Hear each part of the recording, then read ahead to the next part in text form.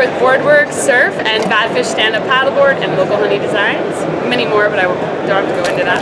But I'm going to tell you the scariest unprepared story on the water that I've had yet. It was about a year ago, and I was paddling on the river. I live in Moab, Utah, and Moab, with the canyons and such, you only kind of see the sky right above the canyon, and so I didn't quite see that there was a storm coming beyond the cliffs. So I started paddling, and in Moab, the weather changes super quick, and so fast, quick, quack, you know. But a big storm came over the cliffs. I started paddling. I kind of see that the weather's changing really fast. The color in the sky is getting darker and darker, darker black. Now the whole sky is covered. There's no more blue.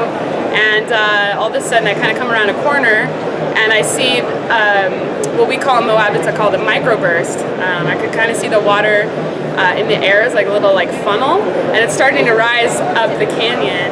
And I was all by myself. I had my leash on, thankfully, and I've seen it before. I know that it's going to be a strong wind, so I kind of brace for it. It comes, I brace for it. It turns my board sideways. I had an inflatable at the time, and it dumps me in the water. The board goes up in the air, and the leash was completely taut, and the board was up in the air like a sail. It was just like spinning around. It was crazy.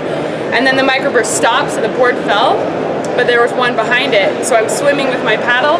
The next one comes, takes the board up in the sky, and the thing is, it's going upriver, so I was getting pulled upriver with my leash connected to my PFD.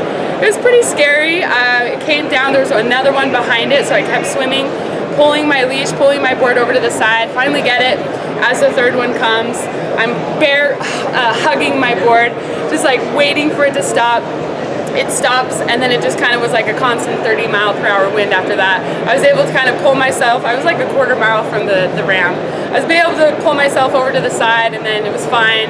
But I've never ever seen a paddle or a 9'6", I think, or 10'6", paddleboard up in the sky like a sail. It's pretty much the scariest time of my life. But luckily, I live on the river. It's kind of my second home, and so I wasn't super scared, but it was definitely one of the scariest experiences I've had. Yep. So. What did you learn from that? What did you take away? Learned that leash, definitely. You want to stay connected to your board. It's a big, huge PFD. I learned always have like a plan of attack, like a little mini watershed, like a couple snacks, first aid, water. You never know, and to paddle with a buddy.